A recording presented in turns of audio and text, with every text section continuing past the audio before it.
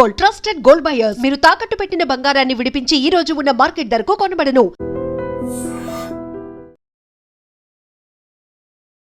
So Indira park దగ్గరికి పెద్ద ఎత్తున విద్యార్థులు వస్తా ఉన్నారు.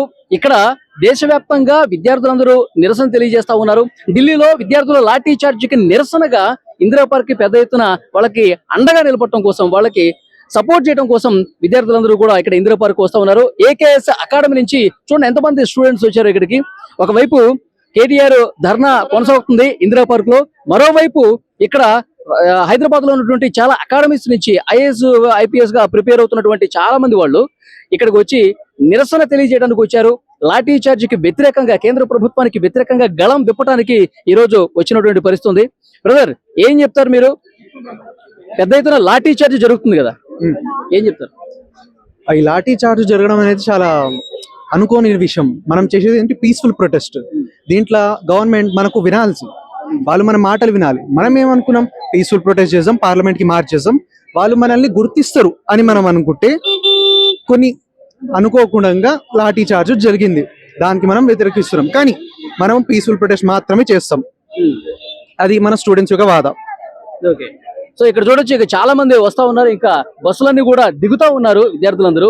సో డెఫినెట్ గా కేంద్ర మంత్రి రిజైన్ చేసే వరకు మా ఆందోళన కొనసాగుతుంది, అది కూడా శాంతియుతంగా ఆందోళన చేస్తామని చెప్తున్నారు. సో ఇక్కడ గర్ల్స్ కూడా పెద్ద ఎత్తున వచ్చారు, వాళ్ళతో ఒకసారి మాట్లాడదాం. ఎక్కడి నుంచి వచ్చారండి? హైదరాబాద్. సో ఏంటి, ఈ విద్యార్థుల మీద లాఠీ చార్జ్ జరుగుతుంది, కేంద్ర మంత్రి రిజైన్ చేయాలని చెప్పేసి డిమాండ్ చేస్తా ఉన్నారు. మీ డిమాండ్ కూడా అదేనా? సో యాక్చువల్లీ రిజిగ్నేషన్ అదంతా కాదు, కానీ స్ట్రిక్టర్ రూల్స్, అకౌంటబిలిటీ తీసుకోవాలి. ఫస్ట్ వాళ్ళు చేసిన దానికి సిస్టమ్ ని కొంచెం వాళ్ళ కొన్ని లైక్ వాళ్ళు అయినా మిస్టేక్స్ ని ఇన్వెస్టిగేట్ చేసి ప్రాపర్ సొల్యూషన్ ఇవ్వాలా జనాలకి.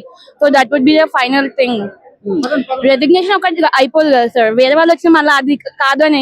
ఇవాళ ప్రధానమంత్రి మాట్లాడుతూ ఉన్నారు, అంతా సవ్యంగా జరుగుతుంది, విద్యార్థులు తమ నిరసనని ఇక విరమించండి అని చెప్పేసి పిఎం కోరుతా ఉన్నారు కదా.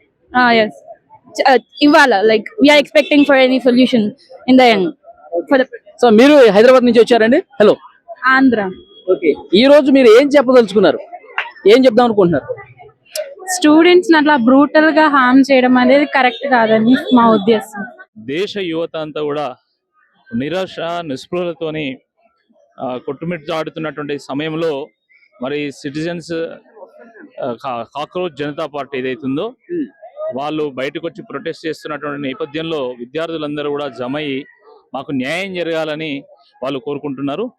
ఆ సందర్భంగా మరి ప్రజాస్వామ్య దేశం కాబట్టి మనది, ప్రజాస్వామ్యంలో ప్రజల వాయిస్ ప్రభుత్వాలు వినాల్సినటువంటి అవసరం ఉంది. కాబట్టి వాళ్ళు పిలిచి మాట్లాడి, ప్రభుత్వ పరంగా వాళ్ళు విద్యార్థులను, ఉద్యమకారులను పిలిచి మాట్లాడితే బాగుండేది. అది మాట్లాడినటువంటి సందర్భంలో జరిగినటువంటి హింసకు వ్యతిరేకంగా ఈరోజు కేటీఆర్ గారు భారీ ఎత్తున ఇక్కడ ఇందిరా పార్క్ లో ఒక ధర్నా చేపట్టనున్నారు. దానికోసం మొత్తం హైదరాబాద్ నలుమూలల నుండి పెద్ద ఎత్తున యువత తరలి వస్తున్నారు. సో ఇంకొకటి సార్, ప్రధానమంత్రి నరేంద్ర మోదీ గారు అర్ధరాత్రి ఒక ప్రకటన రిలీజ్ చేశారు. ప్రభుత్వం చిత్తశుద్ధిగా ప్రయత్నం చేస్తోంది, ఫాస్ట్ ట్రాక్ కోర్టులు ఏర్పాటు చేస్తుంది, వాళ్ళ చర్చలు కూడా జరుగుతా ఉన్నాయని చెప్పి మాట్లాడారు కదా. దాన్ని స్వాగతిస్తున్నాము.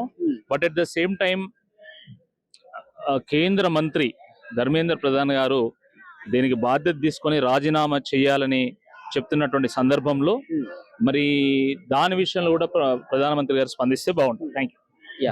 అది కేంద్ర మంత్రి రాజీనామా చేయాల్సిందే అని చెప్పి రాజేష్ రెడ్డి గారు చెప్తున్నారు. రాజీనామా చేసే వరకు ఈ నిరసన కార్యక్రమం కొనసాగుతుందని వారు తెలియజేస్తున్నటువంటి పరిస్థితి.